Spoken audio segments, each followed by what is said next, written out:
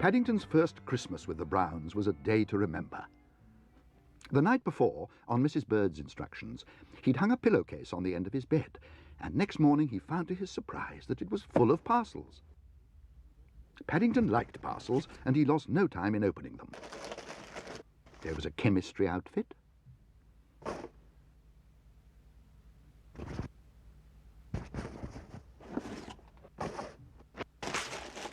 a new scrapbook from Mr. Gruber,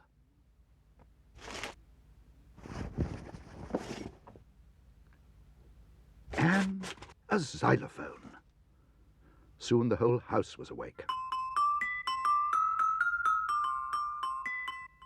"I'm as patriotic as the next man," grumbled Mr. Brown, "but I draw a line when bears start playing the national anthem at 6 o'clock in the morning." "There's no need to stand to attention, Henry," said Mrs. Brown. "I'm not standing to attention. I'm stuck to the floor. Look." "Oh, gosh," said Judy, "that must be the instant glue I gave him for his new scrapbook." "Christmas," groaned Mr. Brown. "Perhaps you'd like to give a hand with the dinner, Paddington," said Mrs. Bird. "There's a lot to be done." "I could test your gravy with some litmus paper from my new chemistry set, Mrs. Bird," said Paddington. "Bears are very good at testing gravy." See what I mean? Paddington had never eaten one of Mrs. Bird's Christmas dinners before, but he had to admit it was worth waiting for. The table was groaning with good things. There was an enormous plate of turkey to start with, which he soon polished off. And that was followed by mince pies, which went the same way. But best of all was Mrs. Bird's Christmas pudding with custard. Well, Paddington, what do you think of it? Was it worth waiting for? "It was very nice, Mrs. Bird," said Paddington, "except I had a bone in my Christmas pudding." "A bone?" repeated Mrs. Brown. "You can't have a bone in a Christmas pudding." "I did," said Paddington firmly. "It was all hard. I nearly broke a tooth." "Mercy me, you know what he's done." "Quick," said Mr. Brown, "we'd better turn him upside down." And before Paddington had time to say anything else, he found himself standing on his head in a corner of the room. "Try jumping up and down," suggested Mrs. Brown. I'm trying to, only it's not easy with paws." "Perhaps we could try using a magnet," suggested Jonathan. "I've got a great big one upstairs." "A magnet?" repeated Paddington. "I've never heard of a bone magnet before." "It's not a bone," said Judy. "It's a 5-penny piece. It's supposed to be lucky. If you find it, you can make a wish." "Lucky," repeated Paddington. "I don't see anything lucky about nearly swallowing a 5-pence. I feel sick." "You mean you haven't swallowed it?" Mr. and Mrs. Brown looked at each other. "Why ever didn't you say?" asked Judy. "Nobody asked me," said Paddington. He was about to wish he'd not eaten quite so much Christmas dinner. Then he changed his mind. For really it had been quite the nicest one he'd ever had. So instead he made another wish. Then he pointed to his 5-pence. "Perhaps you'd like a go now, Mr. Brown?" he suggested. No, thank you. I think perhaps I'll leave it until next Christmas. And the way time flies, it won't be long to wait." "That's funny, Mr. Brown. That means my wish is starting to come true already."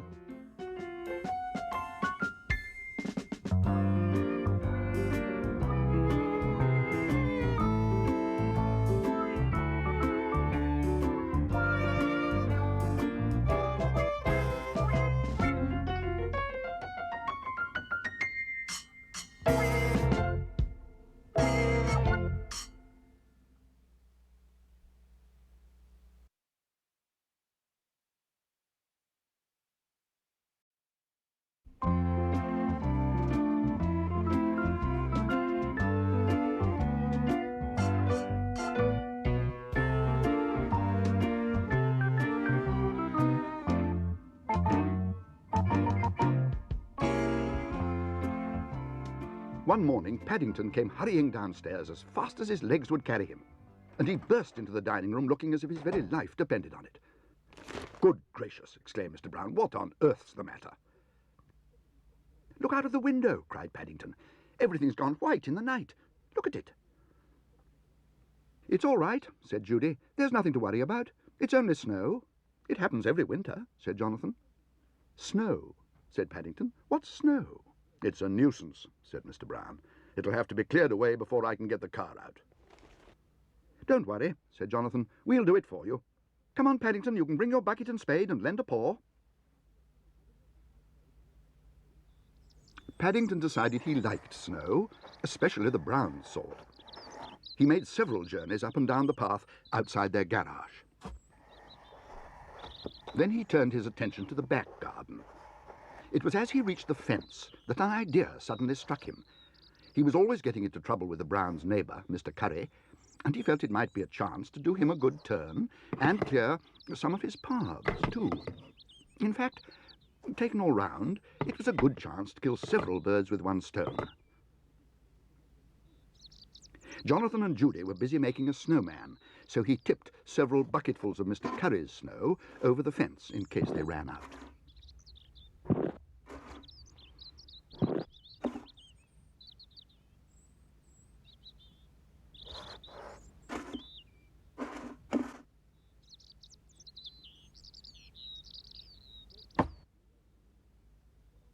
Caught you, yelled Jonathan. Come on, Paddington, let's have a snowball fight. Paddington needed no second bidding. Having a snowball fight sounded even more fun than clearing pathways. Watch out, he cried, it's coming. At least, I think it is. Yeah, missed me by a mile. You'd better get some practice in. Paddington decided that throwing snowballs was much more difficult than it looked, especially with paws. So he thought he would put another plan into operation.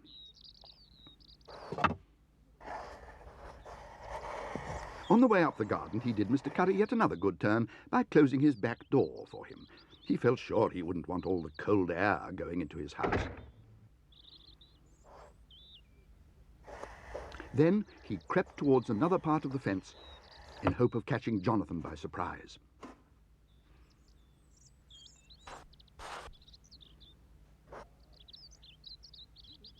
Bear!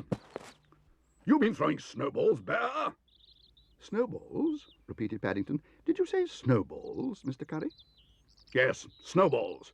A large one came through my bedroom window just now and landed on my hot water bottle. It's melted in the middle of my bed. Oh, dear, said Paddington. I wouldn't do a thing like that on purpose, Mr. Curry. Besides, it would be much too difficult to get it through a window, especially a large snowball like that. Like what, Bear? Like the one you said landed on your bed, Mr. Curry. Brr. Well, I must say you've made a good start on my snow. I'm going indoors now, but if you do the rest of the garden by the time I'm dressed, I may give you a penny later on. One measly penny for clearing a whole garden, exclaimed Jonathan. There's no justice in this world. Oh, I don't know, said Judy. Perhaps there is. Look. Bear, bellowed Mr. Curry, did you shut this door? You've locked me out of my own house. Where are you, Bear? Come back here at once. I think he may have gone that way, said Jonathan. Or was it that way? Asked Judy. Perhaps, said Paddington hopefully. I might even have gone that way, Mr. Curry. Whichever it was, I'm not coming this way again today.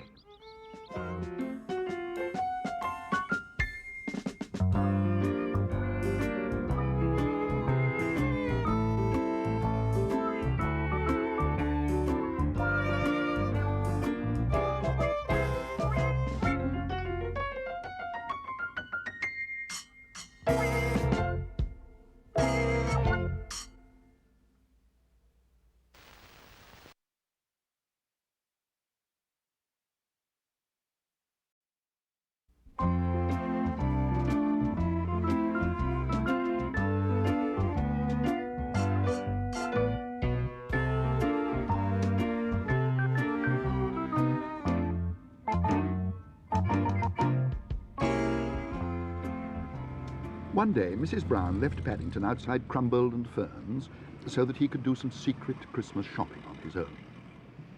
But it wasn't as easy as it looked. In fact, he landed on a tie-pin, and it was very painful. Crumbold and Ferns was a very old established shop, and once you managed to get through the revolving doors, it felt as though time had stood still. It was the kind of shop where the assistants were rarely taken by surprise. So when Paddington announced that he'd come to buy a clothesline, the man scarcely raised his eyebrows, especially when he caught sight of the diamond tie-pin on Paddington's duffel coat. "Perhaps," he said, "you would like to consider one of our special expanding clotheslines, sir, as used by some of the best families in the country. You'd be surprised if I told you the names of some of our customers." "Mine's for Mrs. Bird," said Paddington. "I'm buying her a new one for Christmas. Hers broke the other day." "Well, we can't have that, sir. Perhaps you'd like to test it. I'm sure it won't let your Mrs. Bird's washing down." "Thank you very much," said Paddington. "It couldn't be more simple. The box contains over 100 yards of best clothesline, and as you pull, it unwinds itself. Then when you've finished, you simply... Oh, dear me. Mr. Wainwright, have you seen a young bear gentleman wearing a blue duffel coat go past? He went that way, towards the China department. Sounds as though he's arrived. Oh, my goodness. Follow that box." Paddington helped himself to a bullseye. The clothesline had turned out to be much longer than he'd expected. Now he was lost, and he definitely felt in need of some refreshment. "Ah, there you are," said the assistant. "I suppose you realize you've tied everyone up in knots. What have you done with the end of the line?" "It's here," said Paddington. "At least, it was a moment ago." "What was that?" asked the assistant. "I said it's here. Here." The assistant stared at him. For some strange reason, he seemed suddenly to have lost the use of his hearing. "Do speak up," he exclaimed. "I can't understand a word you're saying." "Oh dear," said Paddington. "I think my bullseye must have fallen in your ear." "Your bullseye," repeated the man. "Fallen in my ear." "I'm afraid it's a bit slippery where I've been sucking it," began Paddington. "You've been sucking a bullseye in Crumbold and Ferns." But for the second time that morning, the assistant found that he was talking to himself. Paddington had decided it was high time he did one of his disappearing tricks again. He arrived outside the shop just as a very important-looking gentleman was about to go in, and they were soon deep in conversation. "That's Sir Grisham Gibbs," whispered the commissionaire. "That young bear found a highly valuable tie-pin belonging to him only this morning." "It wasn't very difficult," said Paddington. "I sat on it by mistake." "Nevertheless, an example to us all. James, as a reward, I would like to place my car at your disposal for the rest of the day. James!" "I don't think we shall get back into Crumbold and Ferns for a while. They appear to have some rope caught in their entrance. Perhaps you'd like to continue your shopping elsewhere." "I think that would be a very good idea, Mr. Gibbs," announced Paddington, "especially if James can find a clothesline shop without revolving doors that sells bullseyes as well. I've left my last one in someone's ear. By mistake."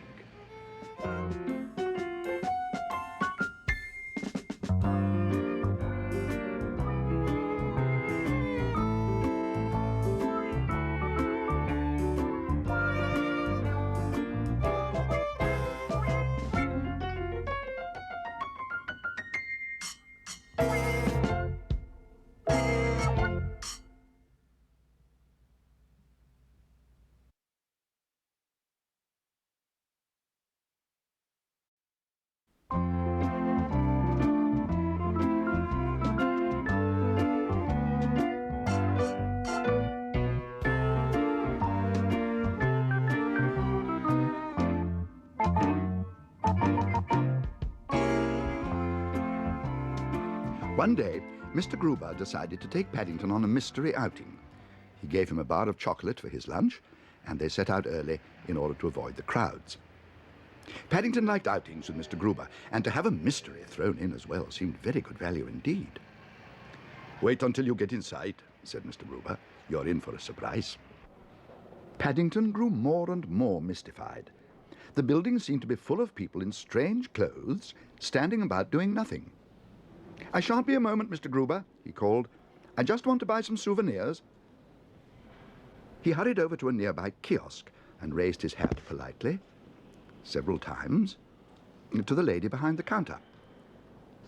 But for some strange reason, she didn't reply. "Excuse me," he announced. "I'd like 3 large postcards, please. One for my scrapbook, one for Aunt Lucy, and one for Mr. Gruber." "I don't think you're going to be very lucky. I think she's made of wax, Mr. Brown." "Made of wax?" exclaimed Paddington. He gave the lady a hard stare. "I've never heard of anyone being made of wax before." "You'll find a lot of people like that in here, Mr. Brown. Most of them aren't real at all. It's what's known as a Waxworks museum." Mr. Gruber went off to buy some tickets, and after he'd gone, Paddington gazed round the hall. Apart from having no souvenirs, his chocolate was beginning to melt. Not wishing to offend his friend, he looked for somewhere to deposit it. And nearby, he thought he saw the very thing. "Here," said the attendant. "What do you think you're doing? That's my ticket box. It's not for the likes of young bears to drop their remains in." "I'm very sorry," exclaimed Paddington. "I thought you were a Waxworks like everyone else." "Waxworks? I'll give you Waxworks. Come back here." But Paddington was already making good his escape. Hurrying down some stairs, as fast as his legs would carry him, he found himself in another large room, full of figures. Worse still, he could hear the sound of voices getting nearer and nearer. He decided there was only one thing for it. He would have to become a Waxworks himself. "And this group," said a voice, "represents England at the time of Charles I. In the middle is Oliver Cromwell, about to join the Ironsides." "If that's Oliver Cromwell," said a woman, "then aim the Queen of Sheba." "Besides, they never wore duffel coats in them days," agreed a man. "Horrible," complained another woman. "Don't look, Deirdre." "I don't know," said her husband. "Horrible it may be, but fancy making all them whiskers out of wax." "Oh!" shrieked Deirdre. "I'm sure I saw his nose move." "There you are! I told you so! He's done it again!" Paddington decided he was fed up. Apart from an itchy nose, he was beginning to wish he'd picked an easier pose. And he felt hungry. "I'm not Oliver Cromwell about to join the Ironsides," he announced. "I'm Paddington Bear, and I'm about to feed my insides. Good afternoon." "I doubt if even Oliver Cromwell could have made a better exit than that," said Mr. Gruber later that day. "And he couldn't have surprised his audience more. It's in all the evening papers. Waxworks Museum latest, Chamber of Horrors mystery deepens." Lots of people go on mystery outings, Mr. Brown, but not many can say they've actually taken part in one. Paddington considered the matter. Although he hadn't managed to buy any postcards, he felt sure the newspaper cuttings would look very good in his scrapbook. "All the same, I'm glad I didn't live in Mr. Cromwell's time," he announced. "It must have been difficult drinking cocoa in a helmet."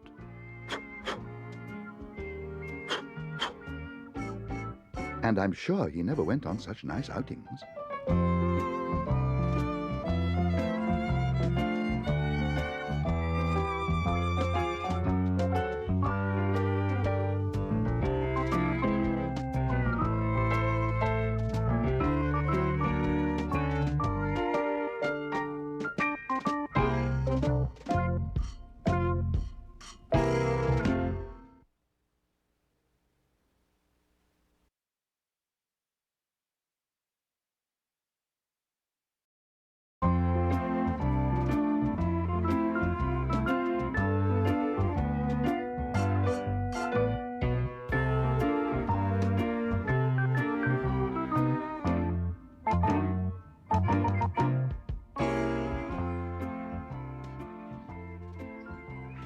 One day, Paddington bought himself a camera in the market. It had a tripod, and a hood to keep out the light, and there was even a book of instructions. Altogether, it seemed very good value indeed. So after taking a quick bite of a marmalade sandwich, he got ready to take his first picture. There was a very interesting chapter in the instruction book on taking action shots. but it wasn't as easy as it sounded.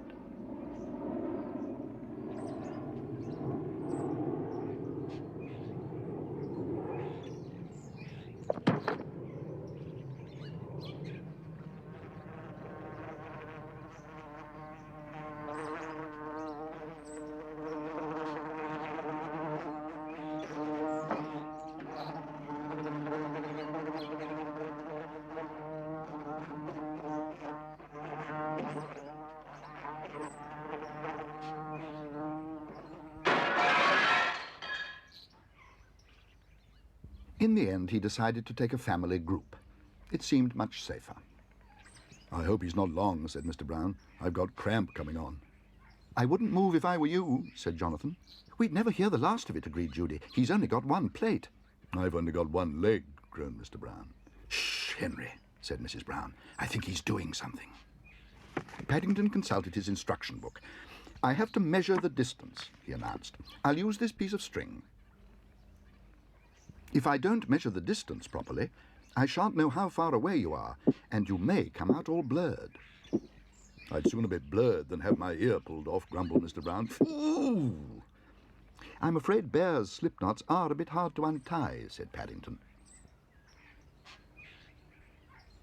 Anyway, I think I shall have to ask you all to move. The sun's in a different place. Perhaps if one of us took it, said Mrs. Bird, you could be in the picture yourself. Paddington considered the matter over a marmalade sandwich.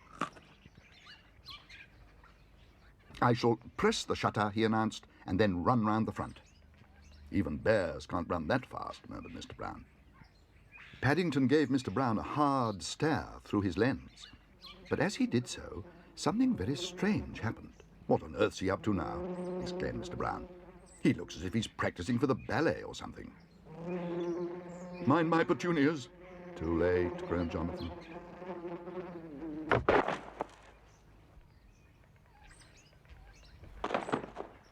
Are you all right? Called Mrs. Brown. I think so, Mrs. Brown, said Paddington, except I've pressed the shutter by mistake. I'm afraid I've been having trouble with a bumblebee again. It must have been after my marmalade sandwich. Perhaps I'd better finish it before anything else happens. No one, least of all Paddington, expected his photograph to come out. But to everyone's surprise, when the plate was developed and printed, there was quite a clear picture.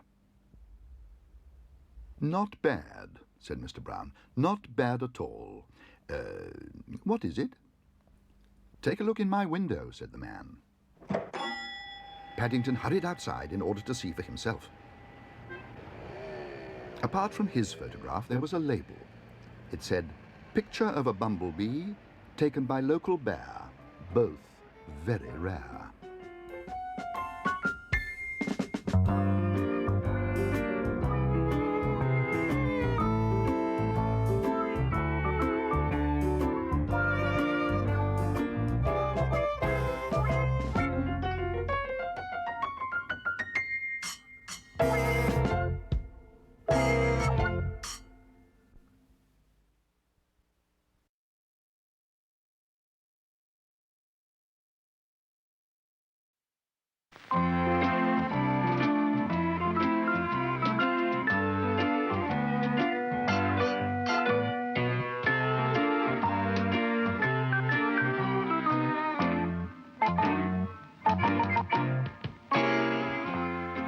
Paddington was in a mess, and for once it wasn't entirely his fault.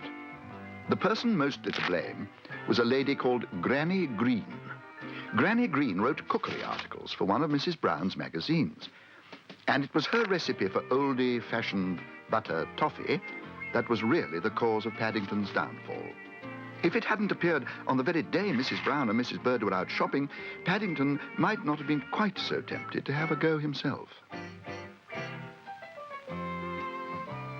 He tried adding some more ingredients for good measure, but for once, luck didn't seem to be on his side. When he went to stir it, he found the toffee had already set hard. Paddington gazed gloomily at the saucepan. All Granny Green's saucepans were as bright as a new pin.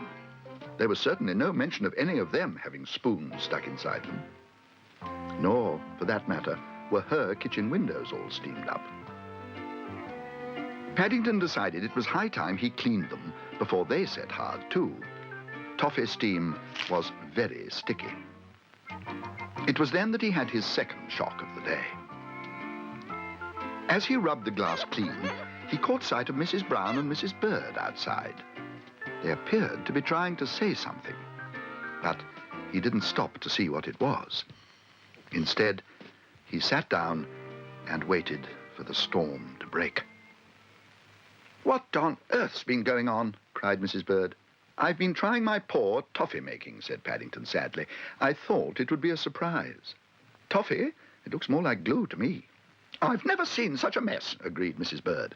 "I suggest a certain young bear had better get down on his paws and knees and scrub my kitchen floor." Mrs. Bird paused. While she'd been talking, a strange look had come over Paddington's face. "Is anything the matter?" she asked. "I'm not sure, Mrs. Bird," gasped Paddington. I've got a bit of a pain in my stomach, and I can't put my legs out straight. Ooh." "You haven't been eating this stuff, have you?" "Well, I did test it once or twice, Mrs. Brown," groaned Paddington. "Wish I hadn't now." "Gracious me, no wonder you've got a pain. It's probably set in a hard lump inside. I'll call an ambulance." "An ambulance?" "Bears," said Mrs. Bird grimly, "have emergencies the same as anyone else. I shall dial 999. "Oh," groaned Paddington. "Couldn't you dial 111 instead, Mrs. Bird? It would be a lot quicker."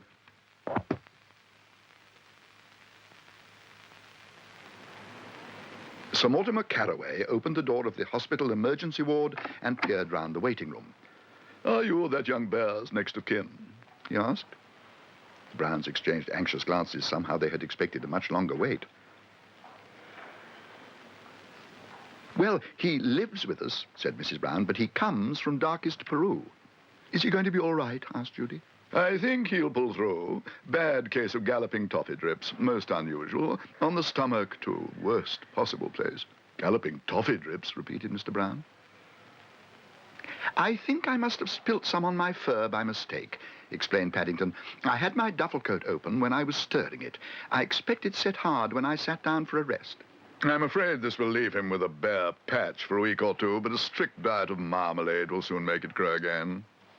"Perhaps I could glue it back on with some more toffee," said Paddington hopefully. "If you don't mind," said Sir Mortimer, "I shall keep it. I've never had a bear's emergency before, and I'd like to have this fur framed." "In that case," said Paddington, "perhaps I'd better start on my diet straight away, Sir Mortimer. Otherwise I might catch cold before it grows again, and then you'd have another emergency on your hands."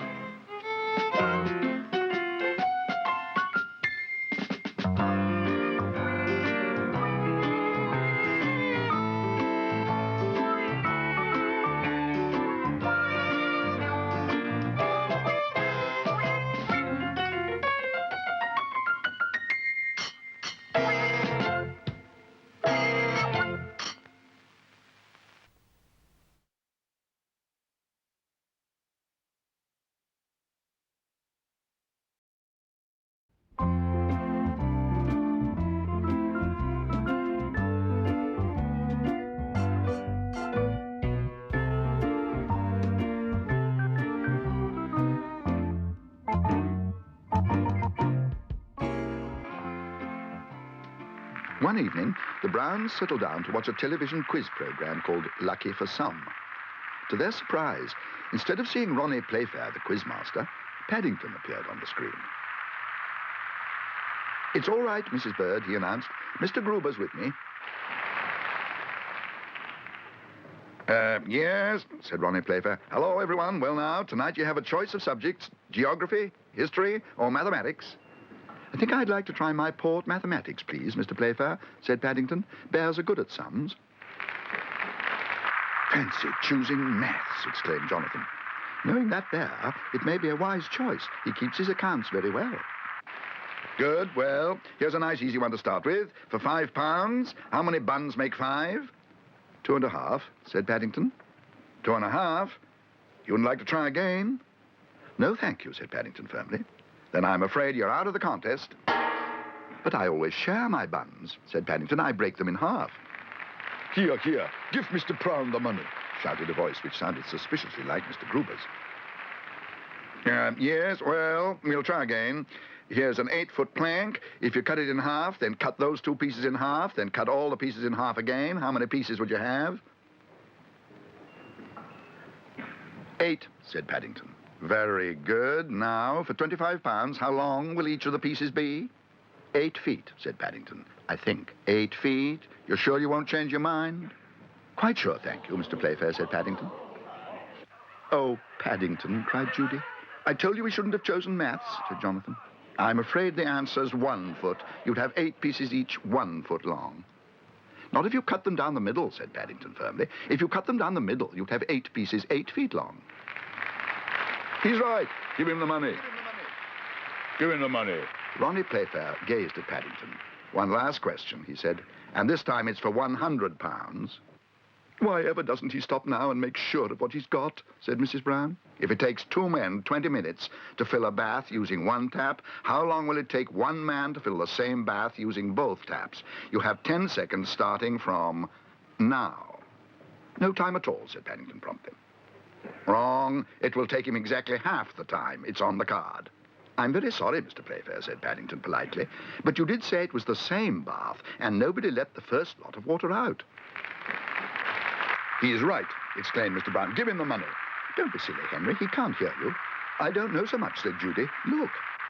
Back in the studios, Ronnie Playfair seemed to be making the best of a bad job. Congratulations, Bear, he said grudgingly. You've won the jackpot. I've won a jackpot? Exclaimed Paddington hotly. He directed a hard stare at the quizmaster. Containing 100 crisp, new £1 notes. Gosh, said Jonathan, £100. Good old Paddington. The point is, what will you do with it all? Paddington considered the matter for a moment. I think, he announced at last, I'd like to give it to the Home for Retired Bears in Lima, where my Aunt Lucy lives. They only have marmalade on Sundays, so I expect it'll come in very useful. I think you'd better send the pot as well.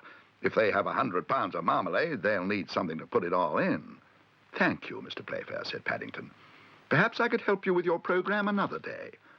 I could try my poor geography next time. Bears are good at that, too.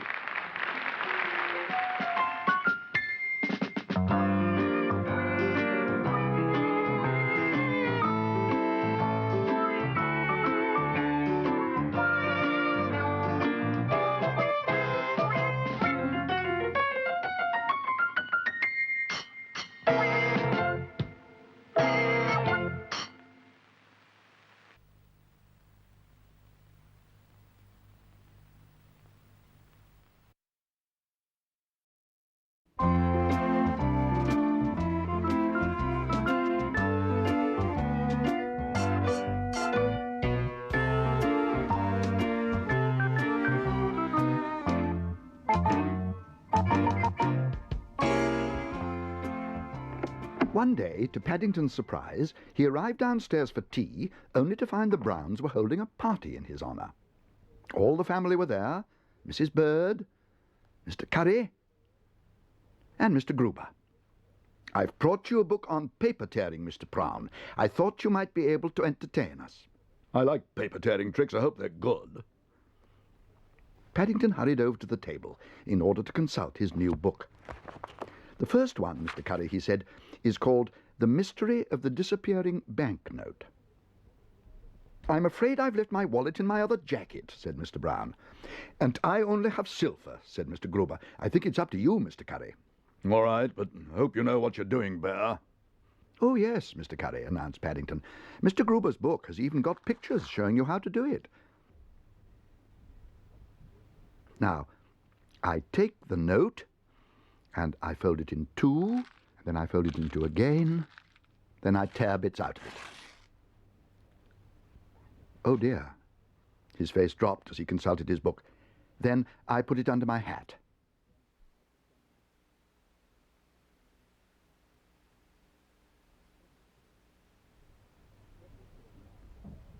What are you doing now, Bear? Growled Mr. Curry.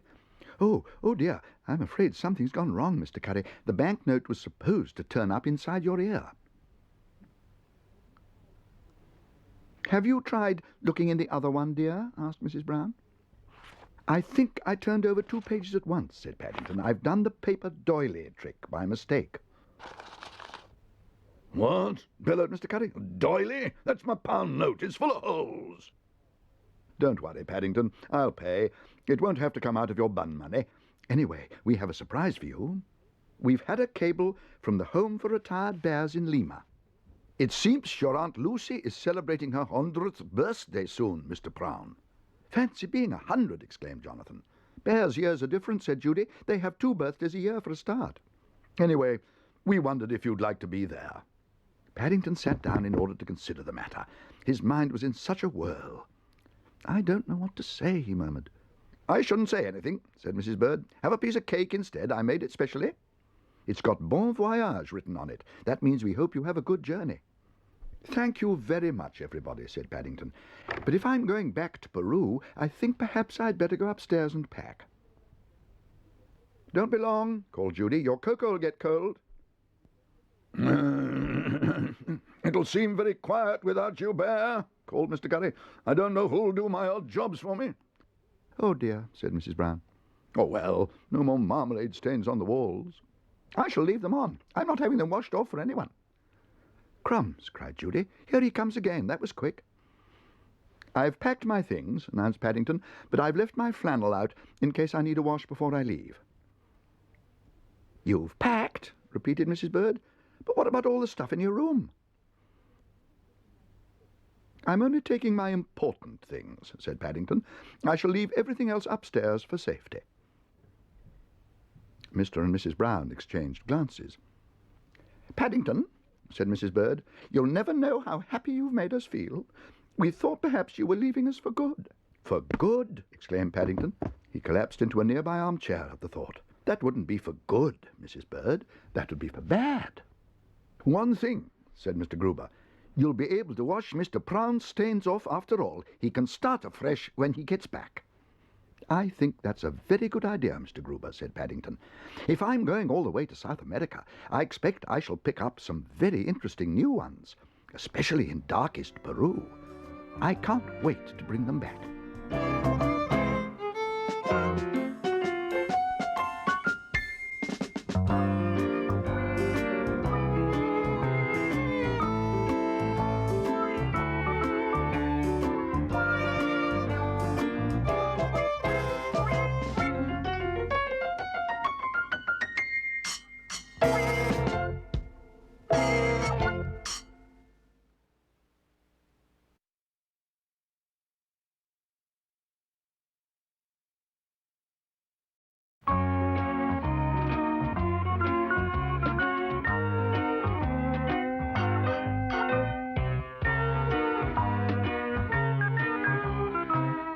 One morning, the Browns were in the middle of breakfast when Mrs. Brown suddenly let out a cry. Good gracious, I've just remembered it's Mr. Curry's birthday today. Mr. Curry's birthday? I didn't know Mr. Curry had birthdays. Everyone has birthdays, said Judy. Even Mr. Curry. I don't suppose the postman will be overworked. I can't imagine there being many cards. The Browns fell silent at the thought. It's really rather sad, said Mrs. Brown. I know he brings it on himself by being so bad-tempered, but we ought to do something for him. Perhaps, said Paddington hopefully, I could bake him a special birthday cake. Not in my kitchen oven, you don't, said Mrs. Bird. It's only just been cleaned. You can have some ingredients, if you like, but no cooking. Thank you very much, Mrs. Bird, said Paddington doubtfully. It was very nice being offered some ingredients, but he couldn't picture Mr. Curry being very excited by a cold cake. On the other hand, an idea began to form in the back of his mind, and the more he thought about it, the more excited he became, until by the time Mrs. Bird went out shopping later that morning, he could hardly contain himself.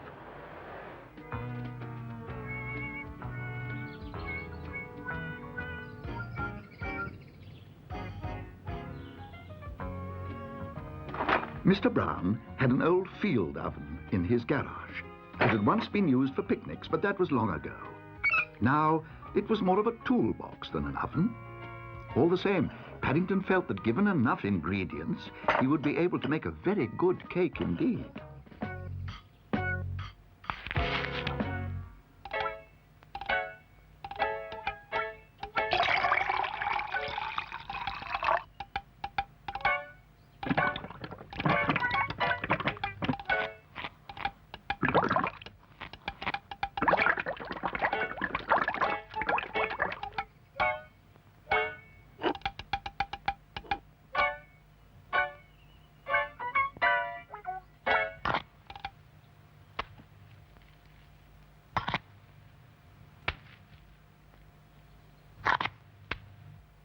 But if mixing a cake and getting it into the oven had its problems, getting it out again was sometimes even more difficult. And with a large bowl of icing sugar waiting to be used up, he wasn't quite sure what he was going to do. Mr. Curry gazed down at the cake Paddington had made for him. "It's very kind of you, Bear," he said. "Very kind indeed." "It's untouched by hand," said Paddington eagerly. "I did it all by paw." Yes, yes, well, I didn't put any candles on top in case the heat damaged the ceiling." What's that? What do you mean by that, Bear? Are you suggesting... "Perhaps you'd like to cut the cake, Mr. Curry." Yeah, all right. But special occasions demand special tools. I brought my best knife along.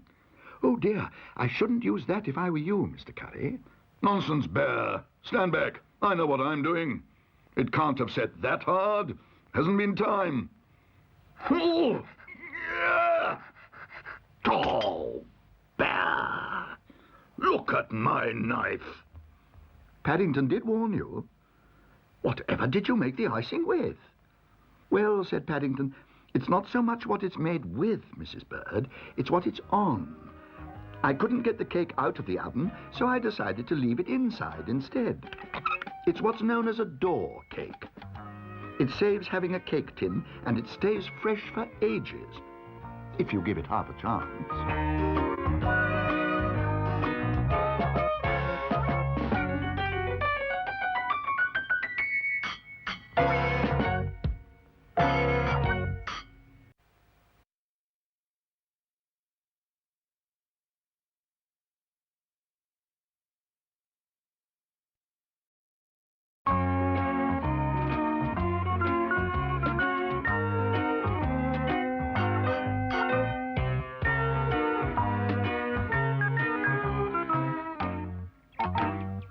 One morning, Paddington was pottering about in the garden when he happened to glance through a knothole in Mr. Curry's fence.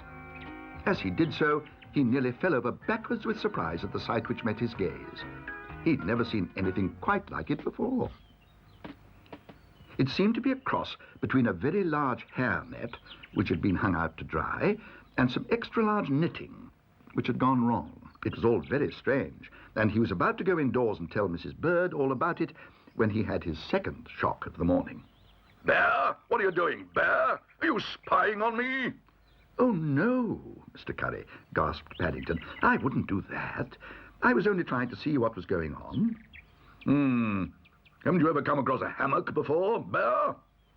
Sailors used to sleep in them at one time. Nowadays, people have them in their gardens. "I don't think I've ever seen a bed with holes in before, Mr. Curry. Is it safe?" Safe? Why, of course it's safe. "Oh, I didn't mean it wasn't a good one, Mr. Curry. It looked rather old. I mean, have you had it a long time?" Well, For some reason, Mr. Curry seemed anxious to change the subject. How much do you weigh, Bear? Paddington considered the matter for a moment. "It depends on how many marmalade sandwiches I've eaten, Mr. Curry. Mrs. Bird says I must weigh quite a lot sometimes." Look, Bear, I'm going upstairs for a book. I shall only be gone 5 minutes, and while I'm away, you can test my hammock for me, just to make sure it's, say, comfortable. If you do it properly, I may let you have a go later on, after I've finished with it for the day. "Thank you, Mr. Curry. I shall look forward to that." If Paddington had never seen a hammock before, he had even less idea how to get into one, and he soon began to wish Mr. Curry had left him a book of instructions.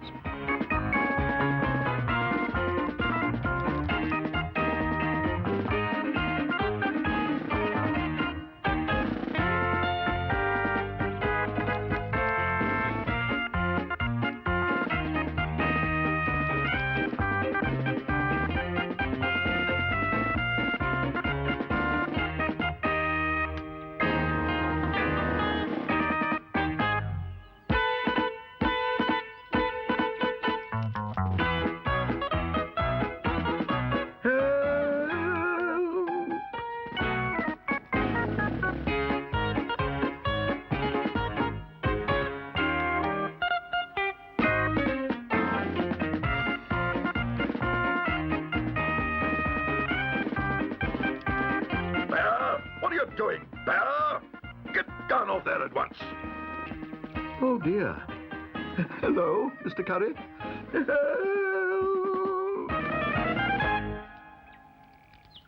Bear!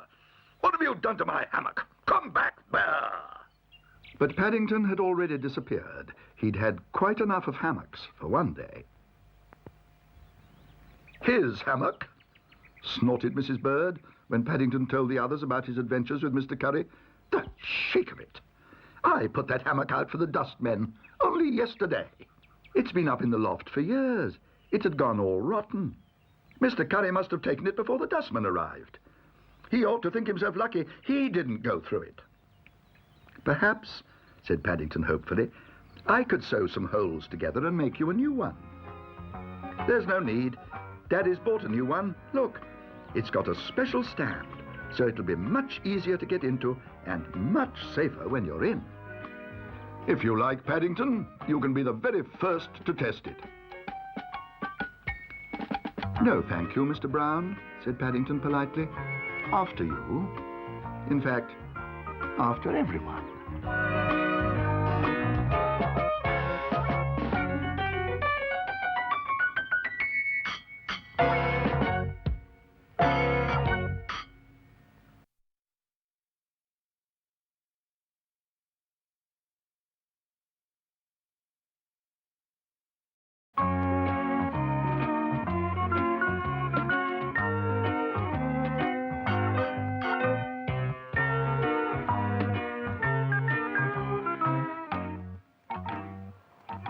One afternoon, Paddington was making his way back to number 32 Windsor Gardens after doing the daily shopping when he stopped by a building site for a rest and a quick snack.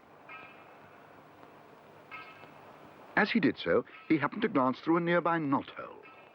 Paddington liked knotholes, especially ones outside building sites. You never knew quite what to expect on the other side, and for once he wasn't disappointed. In fact, he was glad he was bending down. Otherwise, he might have fallen over backwards with surprise at the sight which met his eyes. The men weren't at all like the usual workmen. They were much too well dressed. But by the time he'd got his opera glasses out in order to take a closer look, they had disappeared. Paddington rubbed his eyes several times in order to make sure he wasn't dreaming, and then went on his way with a thoughtful expression on his face. It was all very mysterious, and it definitely needed investigating. Paddington stayed up late that night, writing the day's events down in his scrapbook and drawing a map of the area. After carefully marking in the spot where he'd seen the men burying the box, he added his special paw mark to show that it was genuine.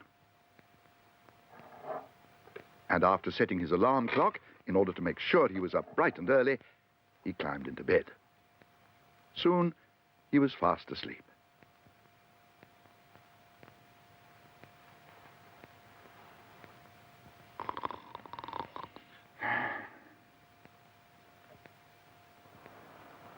The next day, Paddington arrived on the building site in very good time indeed. And having made sure no one was watching, he peered down into the hole.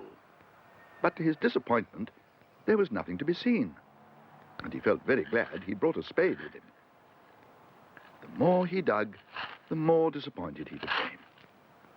In fact, apart from a piece of an old plate, there was nothing to be found. And he was just about to stop for some much-needed breakfast when he was startled by a loud cry from somewhere nearby. "What's going on? What are you doing, Bear? That's my hole you're digging in."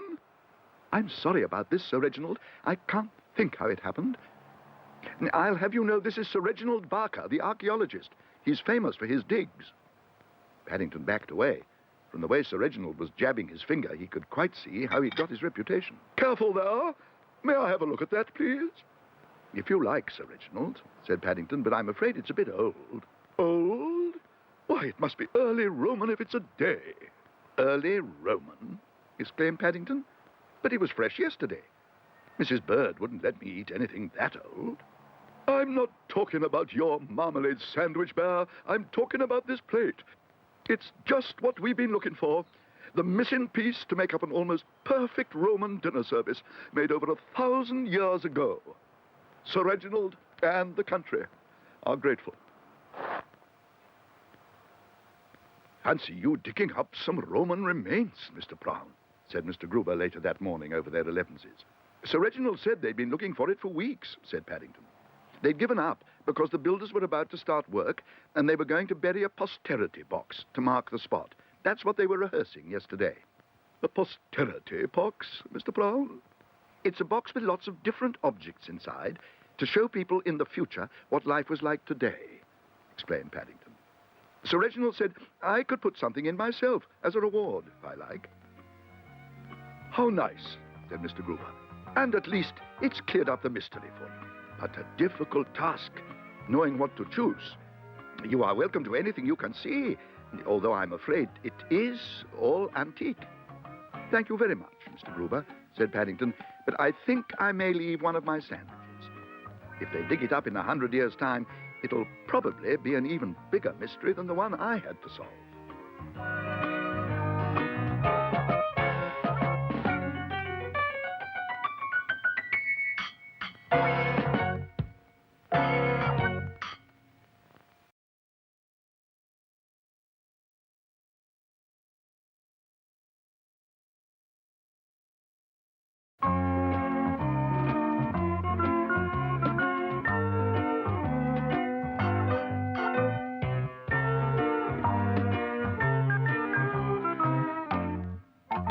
Paddington came to fretwork fairly late, but once he discovered its joys, he certainly made up for lost time. He soon became quite good at cutting out shapes, and he made several pipe racks for Mr. Brown, some decorated trinket boxes for Mrs. Bird and Mrs. Brown, and some nameplates, one for Jonathan and one for Judy.